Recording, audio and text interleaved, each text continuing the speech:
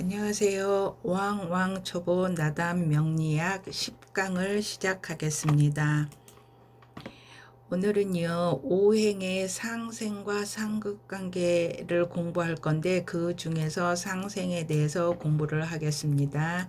그래서 오행의 상생은 서로 태어나다는 의미를 지니며 일방적인 도움이 아니고 서로 협력하고 돕는 의미가 있는데, 여기에 일단은 여기서는 일방적인 도움이 되는 거고, 협력 관계하고 돕는다는 의미는 상극에 가서 같이 이해를 하시면 되는데요. 요거 잠깐만 얘기를 드리면요.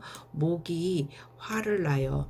화를 나면은 목생화 무조건 되고, 목은 화를 생하는 거잖아요. 그러니까 목은 화를 무조건 생하는 거고, 화는 목을 돕는 이유가, 목이 화가 금을 녹이잖아요. 금을 녹여요. 그래서 극을 해요. 그러면은 이 금이 칼인데, 칼이 나무를 벨 수 없게끔 억제를 시키는 거잖아요. 이 극을 하는데, 요게 화를 극을 해갖고 여기를 극하지 못하게 한다 해갖고 협력하고 돕는다는 의미를 가지고 있는 거가 되겠습니다. 그래서 이 협력하고 돕는 거는 다음 시간에 상극에 될 때 더 얘기 드리고요. 요런 관계가 있다는 것만 아시면 되겠고, 지금은 상생에 대해서 얘기를 하겠습니다. 그래서 목생화, 목이 화를 생하고, 그러니까 목이 화를 낳는 거죠. 화생토, 화가 토를 생하고 화가 토를 낳고, 그 다음에 토생금, 토가 금을 생하고 토가 금을 낳는 거고요. 금생수 하면 금이 수를 생하고, 수생목 하면은 수가 목을 생하고 수가 목을 낳는 거가 되겠습니다. 그러면 여기서요, 목생화, 그 다음에 화생토, 토생금, 금생수, 수생목. 그래서 목이 화를 낳고 화가 토를 낳고 토가 금을 낳고 금이 수를 낳고 수가 목을 낳고, 그러니까 이제 사주팔자가 8개가 있잖아요. 8개가 이렇게 있어요.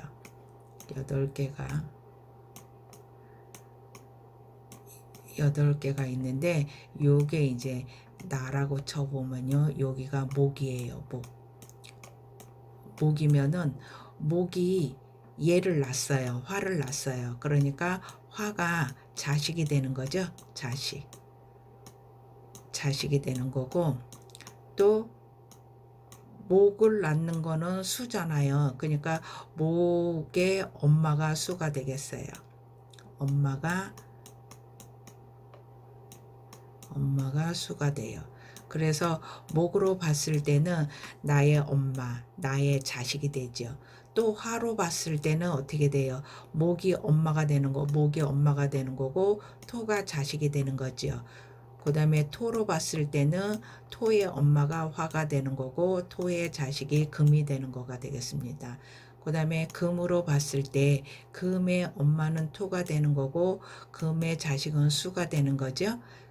그리고 아까 요 수로 봤을 때는 금이 엄마가 되고 목이 자식이 되는 거가 되겠습니다. 그래서 이렇게 낳고 낳는 관계가 되겠습니다.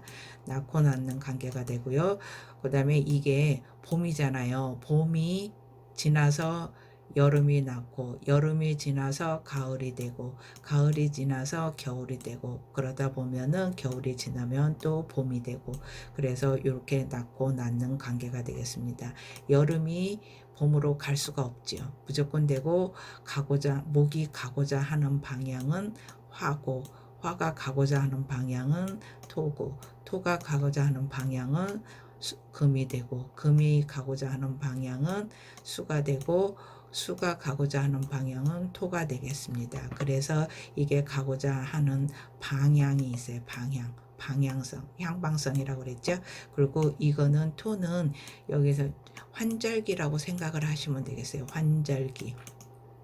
지지에 가면은 토가 4개가 있어요. 4개가. 그래서 4개가 지지가 있는데 이거는 계절과 계절 사이를 연결해 주는 토가 4개가 있는 거가 되고, 여기에선 천간에서는 요 토 에는 2글자가 있어요. 무하고 기가 있는 거가 되겠습니다. 그러면요, 한번 쉽게 얘기하면은 목이 나무잖아요. 나무야. 나무. 나무가 불에 타죠. 나무가 불에 타고 그 다음에 불에 탄 나무가 이제 재로 돼 갖고 흙이 쌓여서 그 속에 광물질이 생겨 갖고 금이 되겠죠.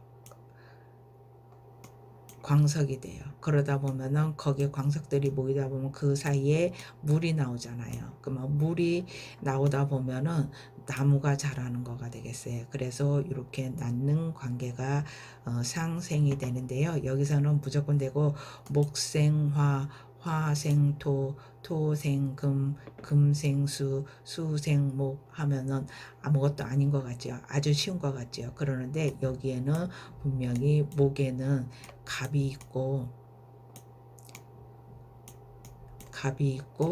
을이 있어요. 을이 있고 화에는 병이 있고 정이 있죠. 정이 있어요. 그래서 요거를 분명히 아셔야 될 게, 여기는 임하고 개가 있어요. 임하고 개가 있고요. 개가 있어요. 그러면은 내가 사주에서 일간이 목이라고 쳐봐요. 그러면은 일간의 자식은 병도 되고 정도 돼요. 자식이라고도 하고 내가 일터가 돼요. 일을 해요. 일터가 돼요. 그러니까 나의 직업이 나의 일할 때가 이거죠. 화가 되고, 여기는 나의 엄마라고 그랬죠. 엄마는 문서가 되고 이제 공부라고 해요. 문서가 되고 공부라고 해요. 그래서 요 관계를 갑일 때 병, 갑일 때 을일 때 병, 을일 때 정, 그거를 생하는 거를 알아두셔야지 나중에 육친 공부를 하는데 알 수가 있고요. 그렇지 않으면은 알 수가 없어요. 그래서 여기에서 보면은 또 이미 갑을 생하고 이미 정을 생하고, 개가 갑을 생하고 개가 을을 생하고, 또 여기에 토에는 무하고 기가 있잖아요. 무하고 기가 있으니까 여기서도 병이 나라고 치면은 병이 무를 생하고 병이 기를 생하고 정이 무를 생하고 정이 기를 생하고, 그 다음에 여기에서 보면은 경이죠. 경하고 신이 있어요. 그러면은 무가 경을 생할 때, 무가 신을 생할 때, 기가 경을 생할 때, 기가 신을 생할 때, 그 다음에 여기 금에서 생하면은요, 금이 임을 생할 때, 경이 개를 생할 때, 신이 임을 생할 때, 신이 개를 생할 때, 그 관계도 이제 나중에 따질 건데요. 이거를 상생상금, 그냥 목생화, 화생토, 토생금, 금생수, 수생목, 그것만 알면은 요거를 풀 수가 없어요. 그렇기 때문에 요게 목에는 갑하고 을이 있고, 또 지지에는 인하고 묘가 있고, 그거를 잘 아셔야 되는데, 일단은 천간 쪽에 보면은요, 이렇게 보면 이게 천간이고 여긴 지지라고 그랬죠. 지지인데 요 중심으로 요 관계를 따질 거예요. 요 관계를 이렇게 다 따질 거니까 여기는 무조건 되고 천간이에요. 천간. 그래서 천간이니까 천간이 생하고 천간이 여기 생하고 여기도 생하고 여기도 생하고 지지 이렇게 다 생하는 거예요.